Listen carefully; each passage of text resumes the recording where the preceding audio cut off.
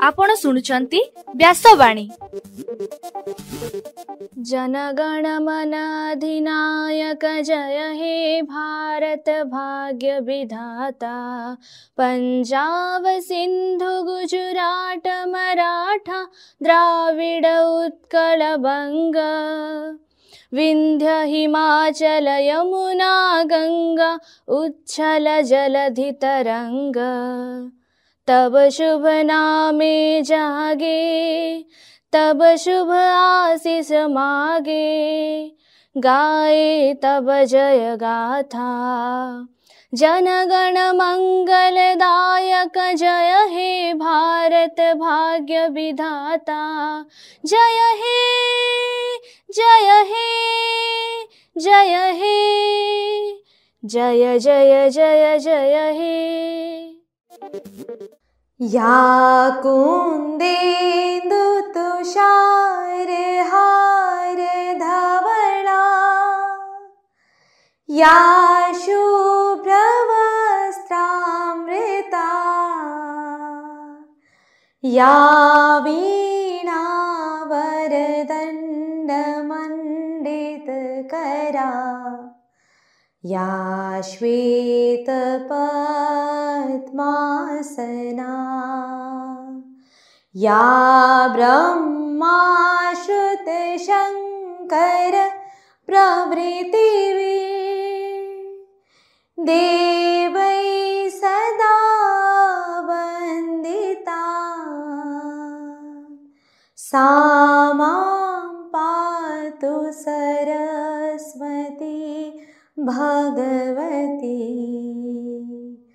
निशेष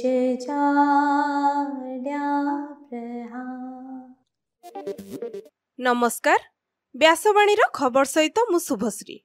प्रथमे मुख्य खबर। प्रधानमंत्री विश्वकर्मा योजना को बारिपदारे उद्घाटन कले मुख्यमंत्री मोहन चरण माझी। केंद्र परिवहन मंत्री नितिन गडकरी आज ओडिशार 4000 कोटी टंकार जातीय राजपथ प्रकल्प को लोकार्पण करिवे। आसंता 21 तारिख रे संबलपुर रे जनसाधारण अभियोग शुणिबे मुख्यमंत्री मोहन चरण माझी। ओडिशार पूर्वतन मुख्यमंत्री बिजू पट्टनायक राज्यस्तरीय श्राद्ध दिवस आज पालन करा जाउछि। भारतीय सुरक्षा बाहिनी द्वारा छत्तीसगढ़ रे 2 जण माओवादी निहत। सुप्रीम कोर्टर परवर्ती मुख्य विचारपति हेबे जस्टिस भूषण रामकृष्ण गभई। गतकालीर आईपीएल खेल रे दिल्ली कैपिटल्स को हराइला राजस्थान रॉयल्स। एवं आज उपकूल ओडिशार विभिन्न जिल्ला रे काल बैशाखी वर्षा हेबा नै सतर्क सूचना जारी कला पाणीपाग विभाग। एबे संपूर्ण खबर।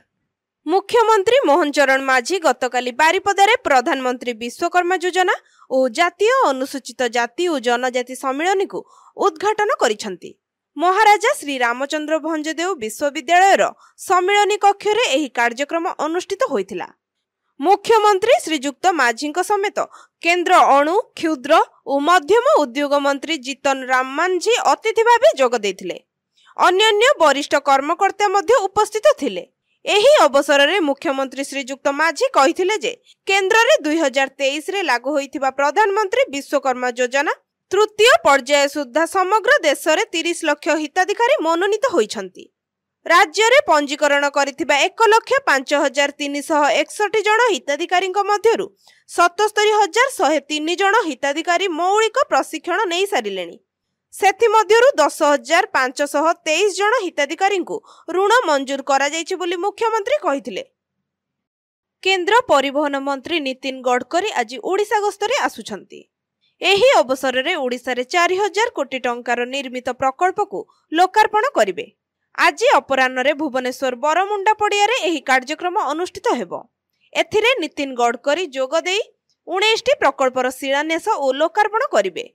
सेहीपरि 2905 कोटी टंका व्यय रे निर्माण हेबाकु थिबा 13टी जातीय राजपथ, 427 कोटी टंका व्यय रे निर्माण हेबाकु थिबा 4टी बड़ पुल को शिलान्यास करिवार कार्यक्रम रहिछि। मुख्यमंत्री मोहन चरण माझी आसंता 21 तारिख सोमवार दिन संबलपुर रे जनसाधारण विभिन्न अभियोगर शुणाणी करिवे। संबलपुर महानगर निगम कार्यालय दुर्गापाली ठारे एही जन अभियोग शुणाणी शिविर अनुष्ठित हेब। आजिठारु जनशुणाणी पोर्टाल अथवा जनशुणाणी मोबाइल एप्लिकेशन माध्यम पंजीकरण आरंभ हेब। एथिरे सर्वाधिक 1000 जन पंजीकरण करिपारिबे। पंजीकृत दरखास्तकारी सेमानंकर पंजीकृत प्राप्तिपत्र एवं व्यक्तिगत परिचय पत्र देखाई अभियोग पत्र दाखल करिपारिबे। सकाळ 8टारु मुख्यमंत्री को साक्षात कार्यक्रम आरंभ हेबो बोली साधारण प्रशासन और साधारण अभियोग विभाग पक्षर सूचना दिया जायछि। ओडिशार पूर्वतन मुख्यमंत्री बिजू पट्टनायक पवित्र श्राद्ध दिवस आज पालन करा जाउछि। 1916 मसीहा मार्च 5 तारिख रे बिजू पट्टनायक गंजाम जिल्लार आसिकारे जन्मग्रहण करिथिले।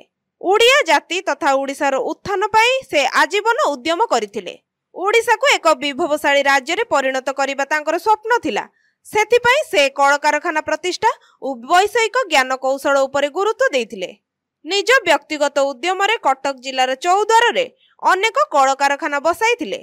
सेथि मध्यरु Odisha textile mill, Kalinga tubes, Kalinga refrigeration आदि अन्यतम थिला।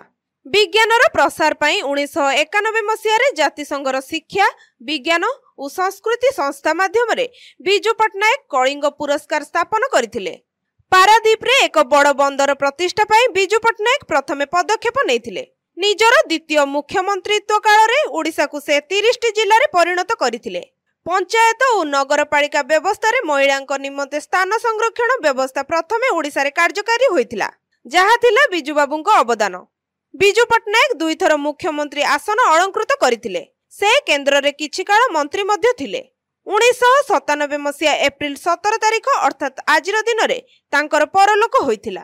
आज बिजू पट्टनायक राज्य स्तरीय श्राद्ध दिवस पालन करा जाउछि। गतकाली छत्तीसगढ़ जिल्ला रे भारतीय सुरक्षा कर्मी द्वारा 2 जन माओवादी निहत होइछन्ति। पुलिस सूत्ररु मिलिथिबा सूचना अनुसार जंगल रे माओवादी बैठक बसिथिबा नै पुलिस को एक गुप्त सूचना मिलिथिला। सुरक्षा कर्मी माने सेही अंचल रे कोम्बिंग ऑपरेशन करिथिले। माओवादी पक्षरु गुली चालना हेबारु सुरक्षा कर्मी माने मध्य गुली चलाइथिले। माओवादी माने सेही स्थान छाडी पळाई जिबा परे खान तलासी करा जायथिला। 2 जनक मृतदेह सह बंदूक और विपुल परिमाणर विस्फोरक सामग्री पुलिस को मिलिथिबा जणा पड़िछि।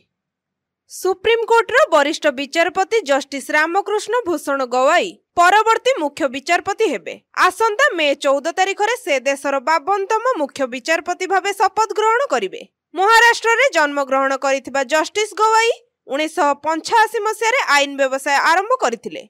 2003 रे से बॉम्बे हाईकोर्ट रे अतिरिक्त विचारपति भावे नियुक्त होइथिले एवं 2005 रे सेठारे जणे स्थायी विचारपति होइथिले। 2019 मे 24 तारिख रे तांकर सुप्रीम कोर्ट को पदोन्नति होइथिला। एठारे सूचना योग्य वर्तमान सुप्रीम कोर्ट रो प्रधान विचारपति भावे जस्टिस संजीव खन्ना अवस्थापित अछंती एवं से आसंता मे 13 तारिख रे अवसर नेबे। आईपीएल टी20 रो गतकालीर खेल रे दिल्ली कैपिटल्स राजस्थान रॉयल्स को परास्त करिछि। दिल्ली प्रथमे बैटिंग करिथिला। अभिषेक पोरेल 49 रन करिथिले एवं 5 विकेट विनिमय रे दिल्ली 188 रन संग्रह करिथिला। परे राजस्थान दल जयसवाल और नीतीश राणा को अर्धशतक बल रे 4 विकेट हराई समान 188 रन करिथिला। एथिपई सुपर ओभर खेल होइथिला। राजस्थान सुपर ओभर रे 11 रन करी 2 विकेट हराइला। 12 रन लक्ष्य को दिल्ली कैपिटल्स 4टी बॉल रे जीति नैथिला। एबे पाणीपाग खबर। काल बैशाखी प्रभाव रे उपकूल ओडिशार विभिन्न अंचल रे तापमात्रा ह्रास पाइछि। आसंता 4 दिन पर्यंत आभ्यंतरीण एवं उपकूल अंचल रे वर्षा सह पवन बहिबार आशंका रहिछि। पाणीपाग विभागर सूचना अनुसार गतकाली केन्द्रापड़ा रे 18.6 मिलीमीटर वर्षा होइतिबा रेकर्ड करा जायछि। सेहिपरि जगतसिंहपुर रे 3.3 एवं चांदबाली रे 9.2 मिलीमीटर वर्षा होइतिबा जणा पड़िछि। आज पई उपकूल जिल्ला समेत 17टी जिल्ला को सतर्कता जारी करा जायछि। एही सब जिल्ला गुडी कहला जाजपुर, केन्द्रापड़ा, कटक, जगतसिंहपुर, खोर्धा, पुरी, नयागढ़, गंजाम, गजपति, मयूरभंज और केन्दुझर। एही जिल्लार किछि अंचल रे वज्रपात सह झड़ वर्षार आशंका थिबा विभाग पक्षरु सूचना दिया जायछि। एही समय रे घंटा प्रति 40 रु 50 किलोमीटर बेगरे पवन बोहि पारे।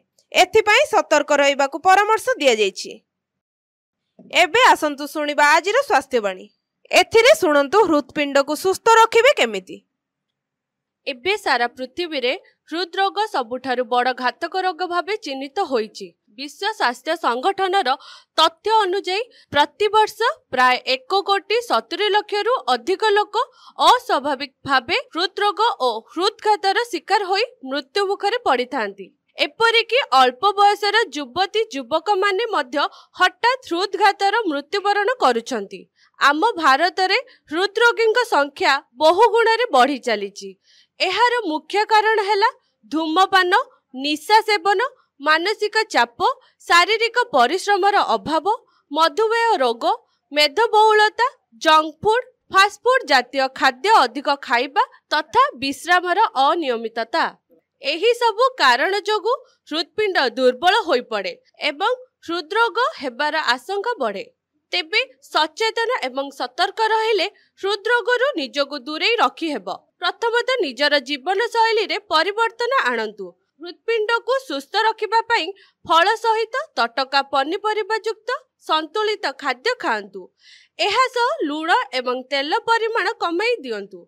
अधिक तंतुयुक्त खाद्य हृदपिंडर स्वास्थ्य पई उपकारी।